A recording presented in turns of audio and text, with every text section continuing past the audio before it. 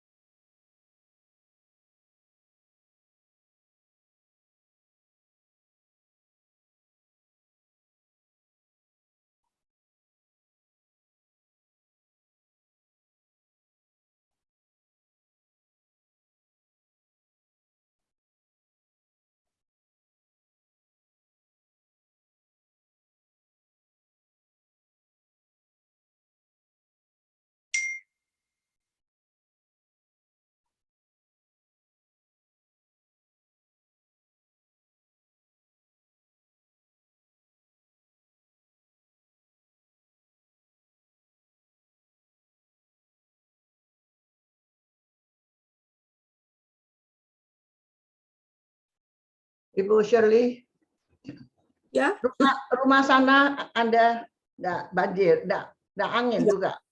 oh angin dingin. Oh, saya tanya yang Pasadena. Oh, Shirley, Tante Delana. Angin. Banjir sih enggak. Tapi hujannya enggak ya. hujannya curahnya cukup lebat. Belum pernah loh lebat kayak begini berhari-hari. Tapi enggak banjir.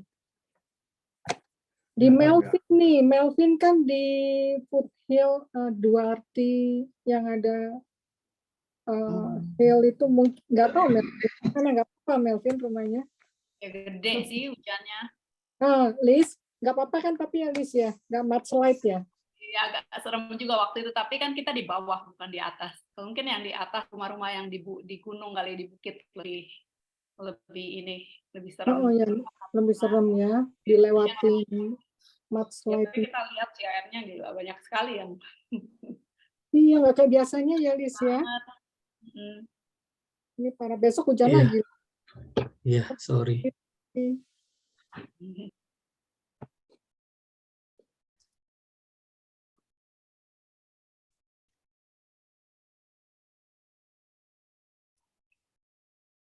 Ya, bacaan kita hari ini Ibrani 5 ayat 11 sampai 6 ayat 8.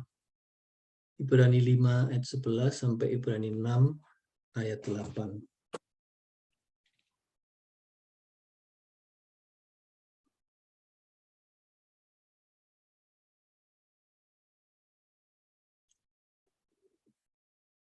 Saya minta tolong Bu Shirley Millemans untuk membaca. Baik Pak. Ibrani 5 ayat 6 ya Pak Pipi ya sampai Ayat 11. Ayat 11 sampai 6 ayat 8. Baik. Peringatan supaya jangan murtad. Tentang hal itu banyak yang harus kami katakan, tetapi yang sukar untuk dijelaskan, karena kamu telah lamban dalam hal mendengarkan.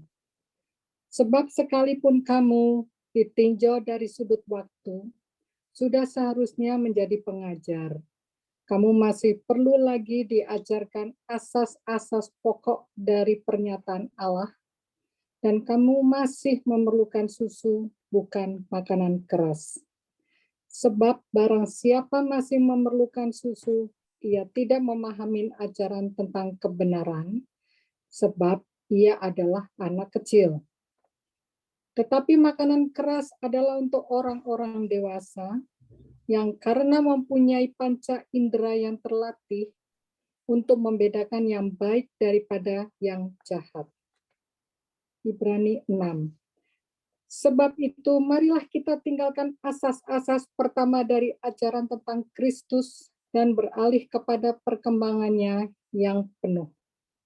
Janganlah kita meletakkan lagi dasar pertobatan dari perbuatan-perbuatan yang sia-sia dan dasar kepercayaan kepada Allah, yaitu ajaran tentang pelbagai pembaptisan, penumpangan tangan, kebangkitan orang-orang mati, dan hukuman kekal.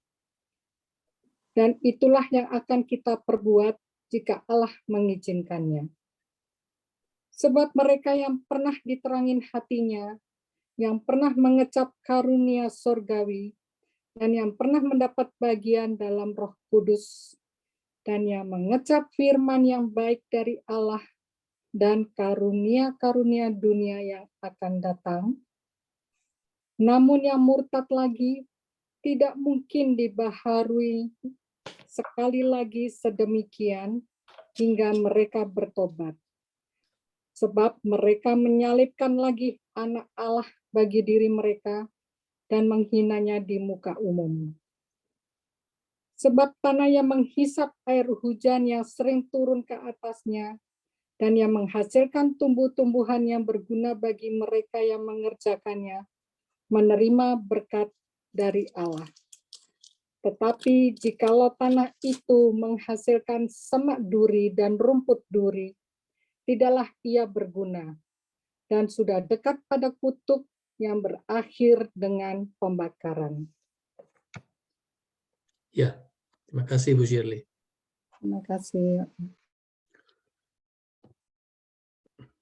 Nah, seperti yang sudah saudara-saudara, penulis surat Ibrani ini seringkali tidak tahan untuk mengekspresikan concern-nya pada fenomena berpalingnya beberapa orang-orang Kristen kepada keyakinan lama mereka, yaitu Yudaisme.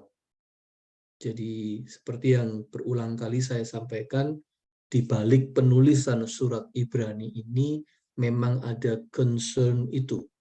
Dan itu sebabnya ketika menulis surat Ibrani, kadang-kadang di tengah-tengahnya tidak tahan dia untuk memberi nasihat mengenai itu.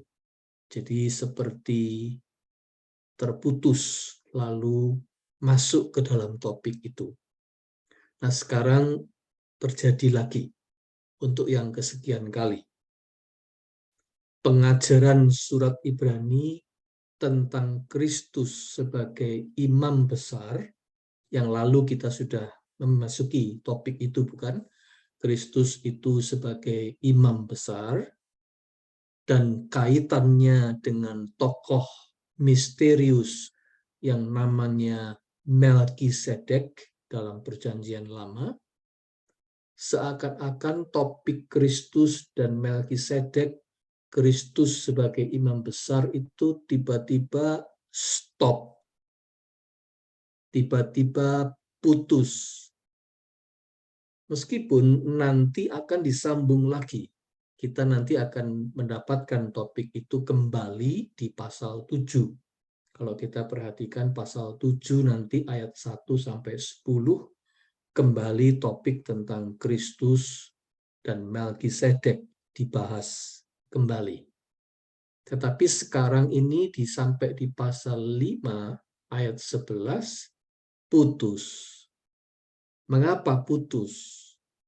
Karena sekali lagi penulis surat Ibrani kembali menyelipkan nasihatnya di seputar kemurtatan yang memang menjadi keprihatinannya. Itulah yang kita baca sekarang. khususnya pasal 5 ayat 11 sampai pasal 6 ayat 8 ini. Nah, tentang topik kemurtatan ini, penulis surat Ibrani berusaha untuk membedah fenomena kemurtatan ini untuk mencari apa sebabnya. Apa sebabnya ada orang-orang yang dengan gampang berpaling kembali dari iman Kristen? Apa sebabnya ada orang-orang yang dengan mudahnya murtad?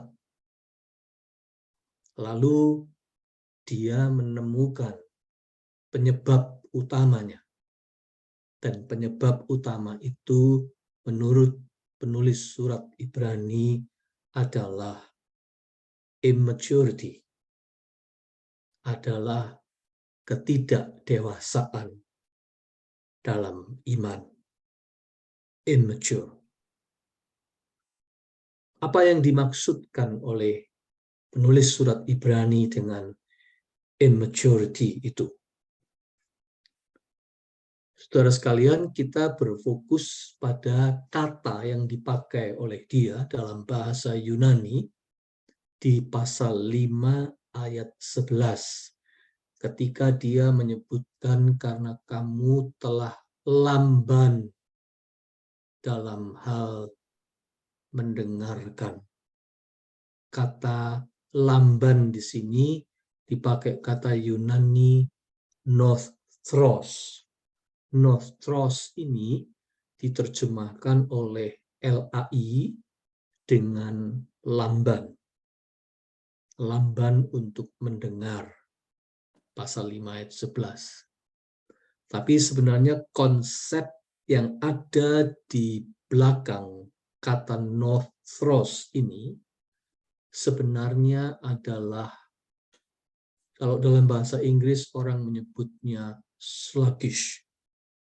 Sluggish itu mengandung pengertian lacking of energy and alertness. Lacking of energy and alertness. Tidak bertenaga dan tidak waspada. Sluggish. Pengertian itulah yang dipakai di sini oleh penulis surat Ibrani.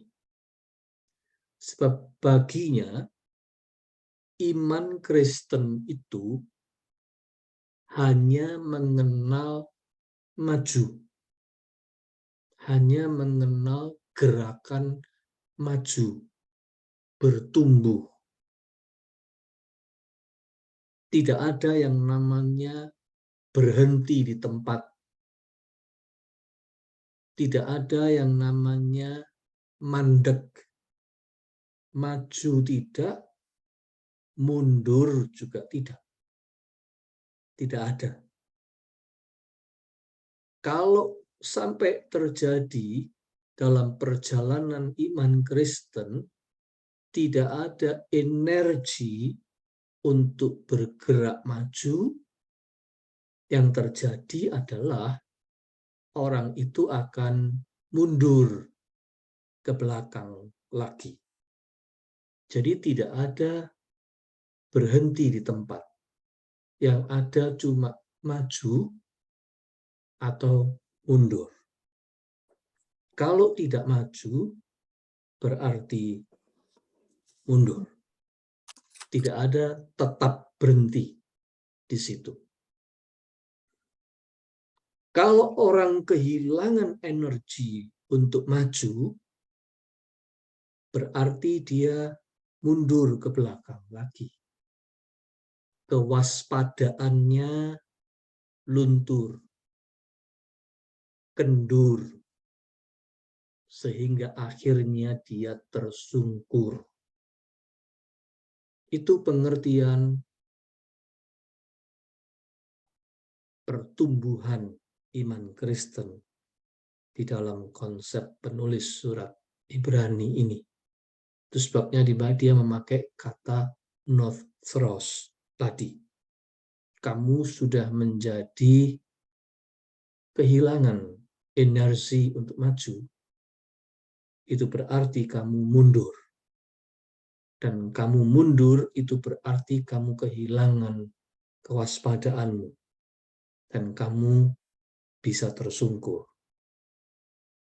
Itulah sebabnya dia membedah fenomena berpaling dari kekristenan itu sumbernya dari sini. Karena orang Kristen itu tidak bertumbuh.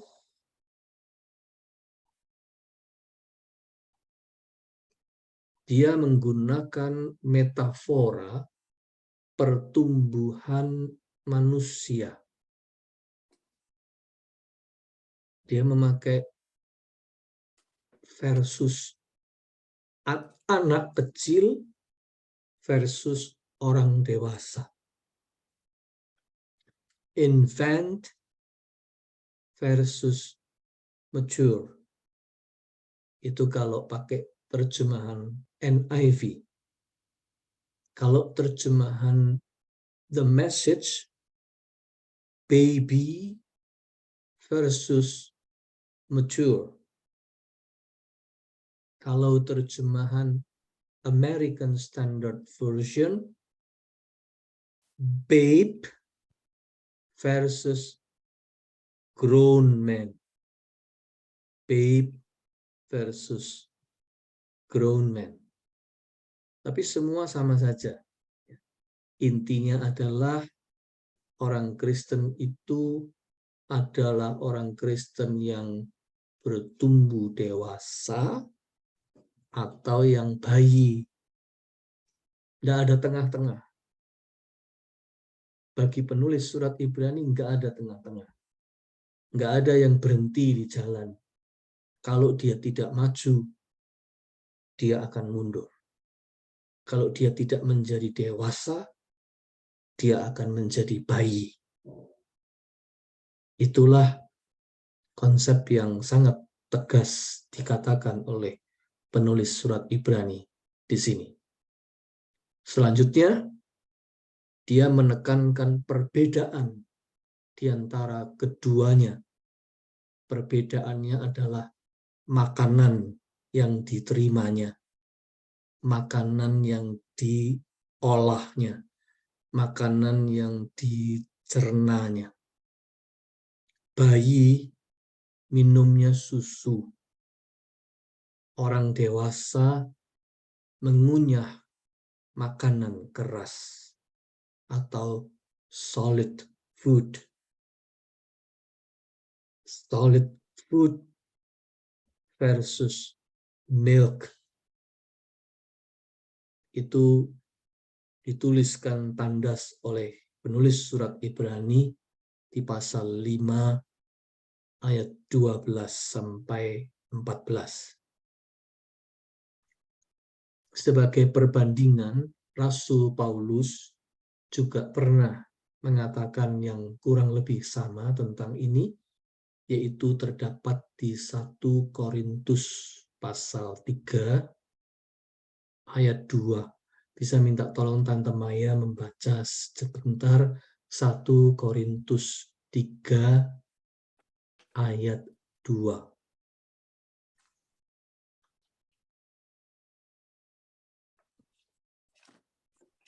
1 Korintus 3 ayat 2. Tolong di-unmute dulu ya Tante Maya.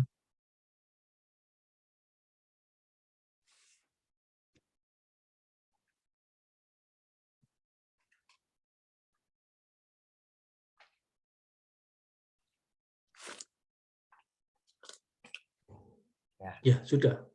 3 ayat 2 ya Pendeta Pipi. Iya, Tante. Susulah yang kuberikan kepadamu bukanlah makanan keras, sebab kamu belum dapat menerimanya, dan sekarang pun kamu belum dapat menerimanya.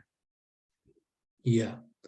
Jadi Paulus juga pernah menggunakan metafora serupa dengan penulis surat Ibrani ini untuk menjelaskan orang Kristen yang bertumbuh dewasa dengan yang bayi secara rohani. Nah, kembali kepada surat Ibrani. Menurut penulis surat Ibrani, penerima suratnya ini adalah orang-orang Kristen yang dari segi waktu seharusnya sudah menunjukkan kemajuan atau pertumbuhan di dalam kekristenan mereka. Dari segi waktu, sebenarnya mereka sudah harusnya menunjukkan kemajuan atau pertumbuhan dalam kekristenan mereka, alias sudah bertumbuh kian dewasa. Tetapi sayangnya, di dalam kenyataan tidak demikian. Itu di pasal 5 ayat 12, dia menegaskan pernyataan itu. Masih ada yang lamban bergerak tadi, nothros tadi. Maunya mandek, maunya berhenti, maunya berputar-putar di situ saja. Padahal di dalam iman tidak bisa begitu menurut penulis surat Ibrani.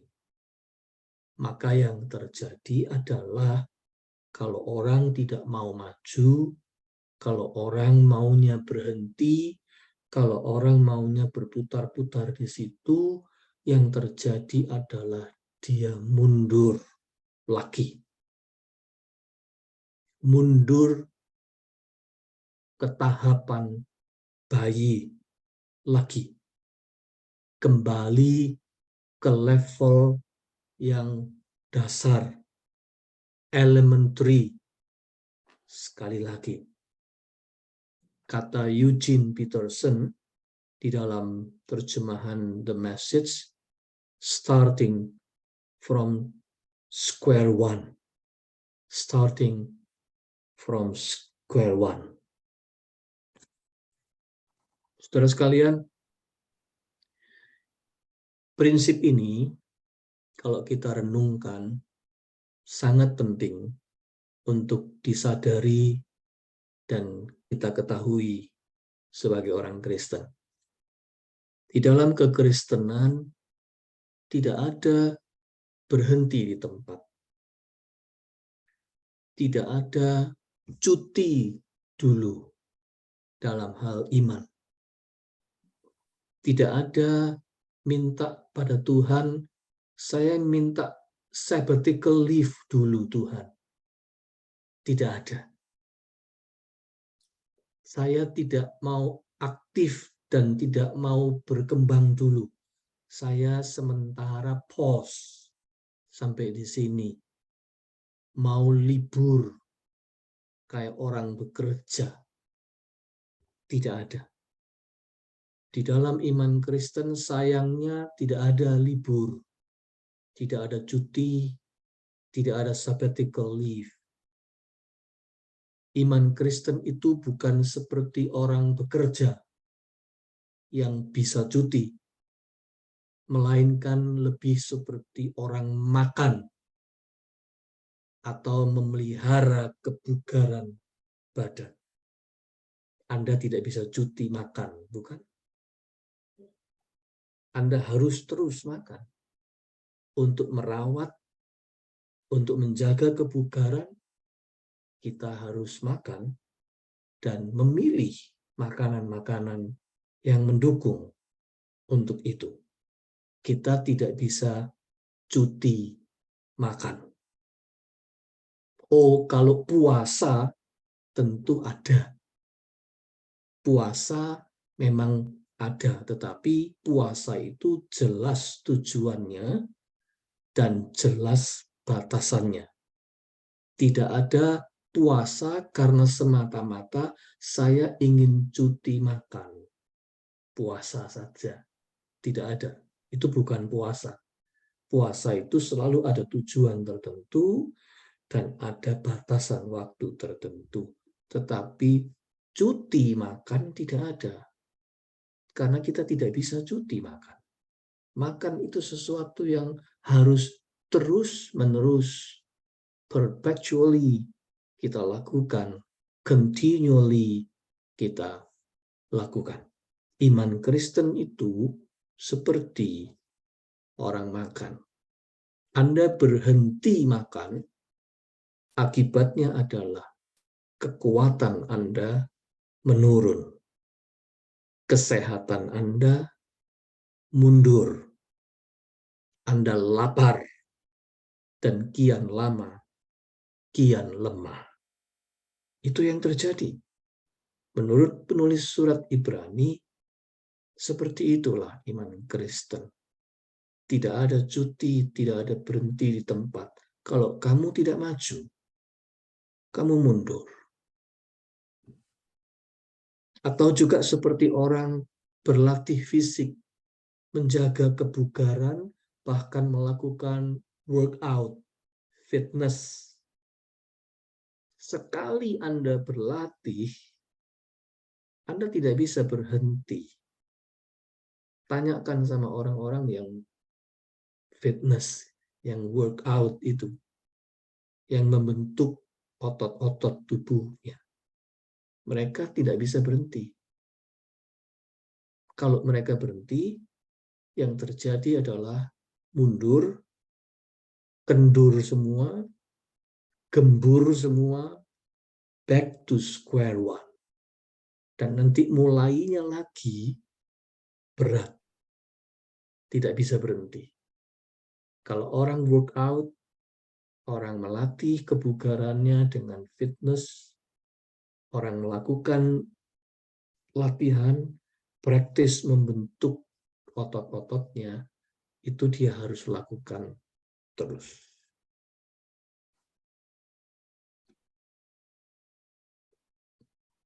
Iman Kristen itu mau tidak mau harus bergerak maju, bertumbuh menuju ke kedewasaan.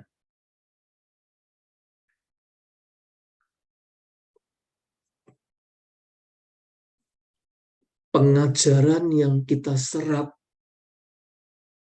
mengikuti itu. Kita tidak hanya menuruti kegemaran kita sendiri, berputar-putar pada pokok-pokok ajaran yang itu-itu saja, yang terus-menerus diulangi itu saja. Tidak bisa. Makanannya pun harus mengikuti pertumbuhan itu. Tapi itu perhatikan pasal 6 ayat 1-3. Sebab itu, marilah kita tinggalkan asas-asas pertama dari ajaran tentang Kristus dan beralih kepada perkembangannya yang penuh. Janganlah kita meletakkan lagi dasar pertobatan dari perbuatan-perbuatan yang sia-sia dan dasar kepercayaan kepada Allah, yaitu ajaran tentang pelbagai pembaptisan, penumpangan tangan, kebangkitan orang-orang mati, dan hukuman kekal. Dan itulah yang akan kita perbuat jika Allah mengizinkannya. Nasihat penulis surat Ibrani di pasal 6 ayat 1-3 ini mengandung dua pengertian. Satu, dia mencela mereka yang sukanya berputar-putar pada pokok ajaran elementary truths of God's Word. Pengajaran-pengajaran yang elementary terus-menerus. Menurut Bruce, seorang penafsir Perjanjian Baru, apa yang didaftar oleh penulis surat Ibrani di dalam pasal 6 ayat 1-3 itu adalah topik-topik yang sering diperdebatkan oleh orang-orang Yahudi di dalam Yudaisme mereka, terutama di dalam perdebatan mereka melawan iman Kristen. Jadi ini sebetulnya sekaligus sindiran dari penulis surat Ibrani kepada orang-orang yang selalu tergoda untuk kembali kepada agama lama mereka, yaitu Yudaisme, dan mengikuti topik-topik perdebatan yang itu-itu saja. Penulis surat Ibrani mengatakan, ayo kita beralih dari itu. Karena iman Kristen itu jauh lebih daripada itu. Kita mesti bergerak maju, belajar hal-hal yang baru yang lainnya. Dari sisi kekristenan, tentu saja bukan berarti topik-topik fundamental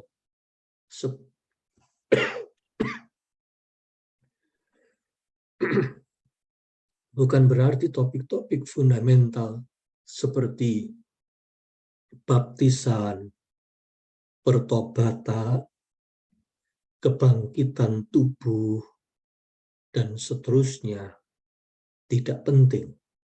Bukan berarti seperti itu. Tetapi kalau kita hanya berputar-putar di situ saja, kapan majunya? Itu maksud penulis surat Ibrani. Masa dari zaman ke zaman masih bertengkar soal baptis selam dan baptis percik. Kita tahu itu. Ya, itu topik yang dari dulu terus diperdebatkan terus.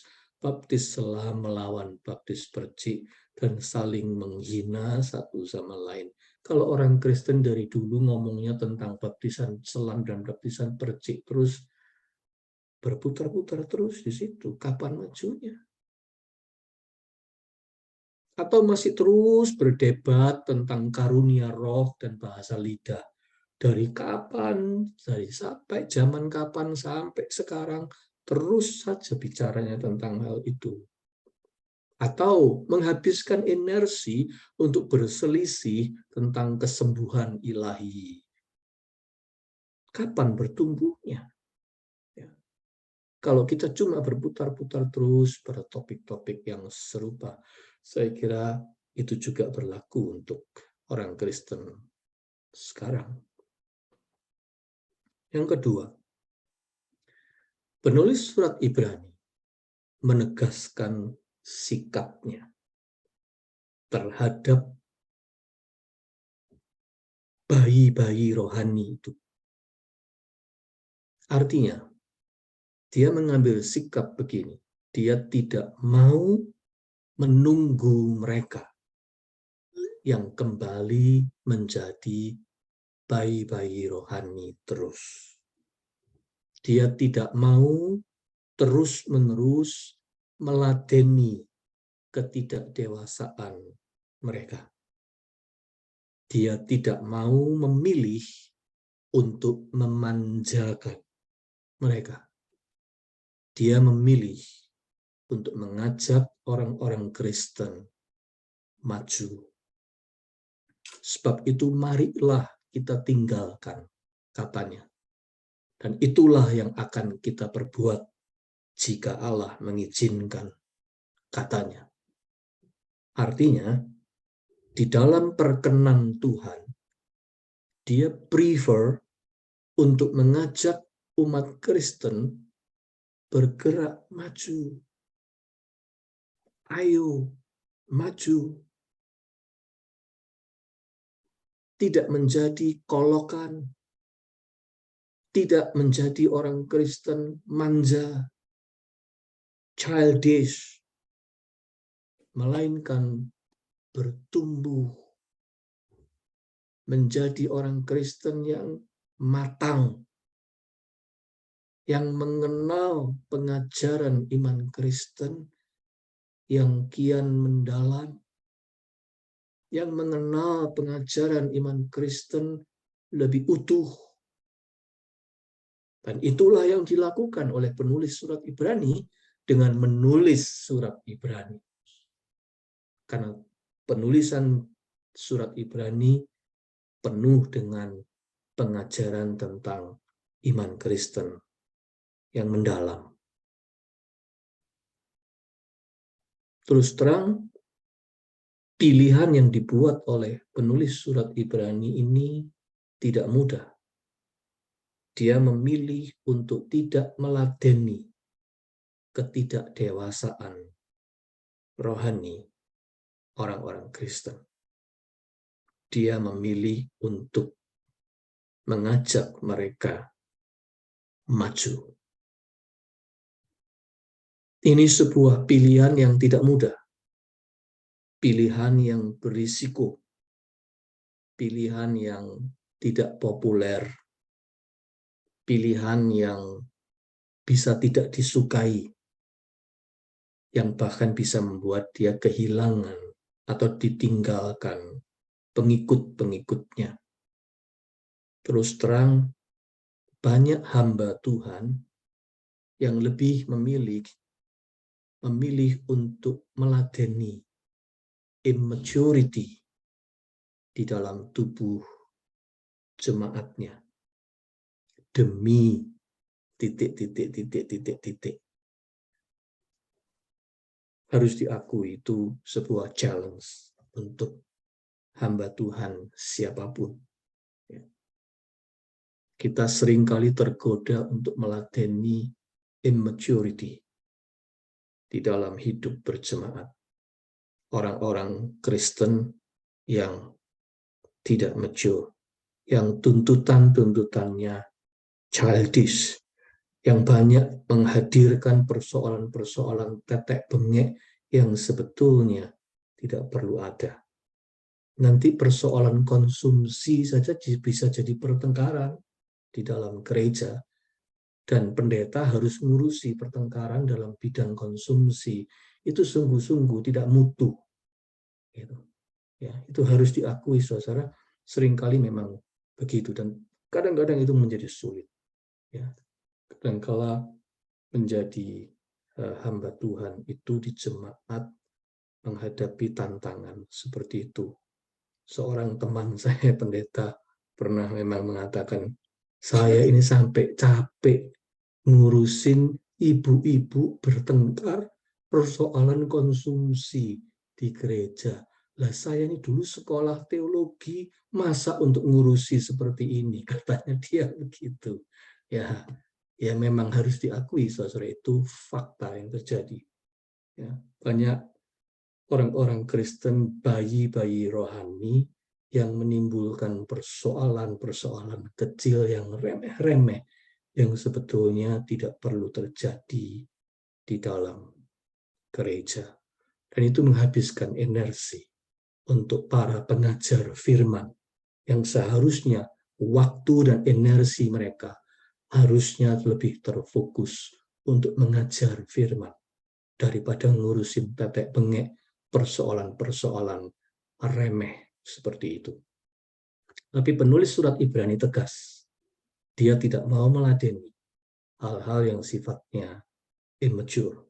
Dia justru mengajak jemaat itu untuk maju dan bertumbuh.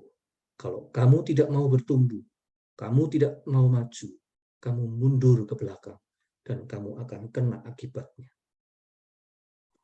Nah, pilihan tegas penulis surat Ibrani ini tercermin di dalam tegurannya yang keras bagi bayi-bayi rohani yang dalam lack of alertness-nya mudah dipengaruhi atau mudah dibujuk untuk meninggalkan iman Kristennya itu. Perhatikan pasal 6 ayat 4 sampai 6. Sebab mereka yang pernah diterangi hatinya yang pernah mengecap karunia surgawi, dan yang pernah mendapat bagian dalam Roh Kudus, dan yang mengecap firman yang baik dari Allah, dan karunia-karunia dunia yang akan datang, namun yang murtad lagi, tidak mungkin dibaharui sekali lagi sedemikian, hingga mereka bertobat, sebab mereka menyalibkan lagi anak Allah bagi diri mereka dan menghinanya di muka umum. Wow, keras sekali itu. Itu teguran yang keras sekali. Tapi pertama-tama, saudara, kita harus melihat teguran keras ini sebagai sebuah teguran pastoral, teguran penggembalaan, teguran pastoral untuk situasi khusus jemaat Kristen waktu itu yang sedang menghadapi gejolak, ada fenomena berpaling kembali kepada agama lama karena tidak tahan menghadapi tantangannya. Nah, berangkat dari keprihatinan besarnya ini, penulis surat Ibrani menyampaikan warning yang keras dengan bahasa yang tajam, seperti menyalibkan lagi anak Allah bagi diri mereka dan menghinanya di muka umum. Menurut saya, kita jangan membaca nasihat ini sebagai dia sedang menutup pintu pertobatan bagi orang-orang tertentu.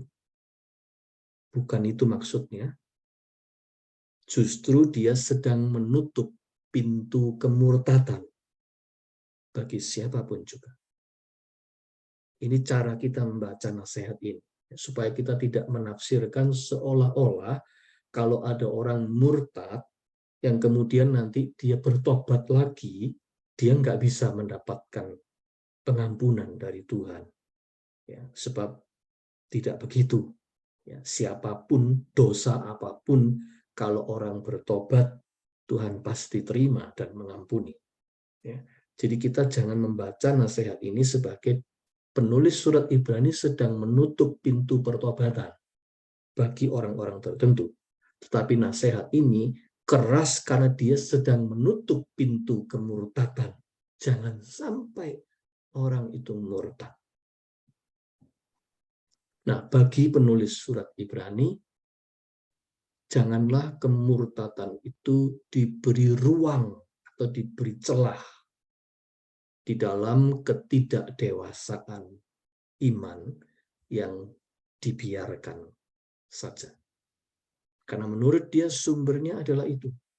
Kalau orang Kristen itu mengerti iman Kristen yang benar, dan dia bertumbuh dewasa dalam iman Kristen, nggak mungkin dia meninggalkan iman Kristen itu dengan mudahnya. Orang yang mudah meninggalkan iman Kristen adalah orang yang belum mendalam mengerti iman Kristen itu seperti apa.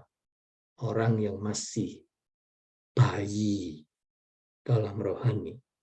Itu statement yang penting yang ingin dikatakan oleh penulis surat Ibrani. Ketidakdewasaan yang dibiarkan akan membuat orang mudah kehilangan alertness, tidak tahu membedakan mana yang baik dan mana yang jahat. Mengapa?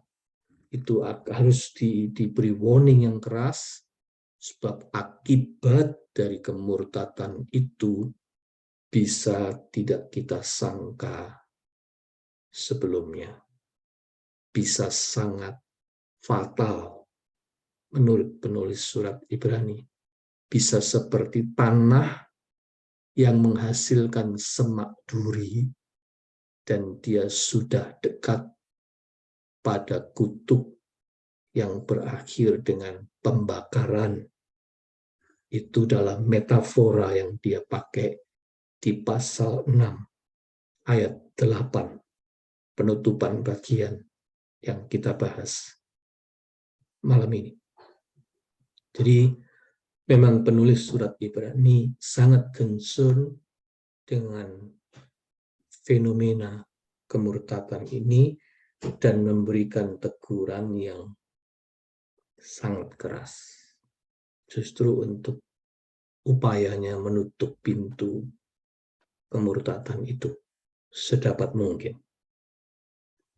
Dan dia melakukan pembedahan secara pastoral untuk mencegah jangan terjadi seperti itu, yaitu kalau kamu bertumbuh dalam iman. Kalau iman Kristen itu bertumbuh, orangnya berkembang menjadi lebih matang dan dewasa dan mengenal pengajaran iman Kristen dengan betul, dia tidak akan mudah disesatkan atau dimurtadkan. Ya, saya sampai di sini dulu, saudara, untuk pembahasan sampai malam ini. Silakan kalau ada yang ingin menambahkan, men-sharingkan, atau menanyakan sesuatu.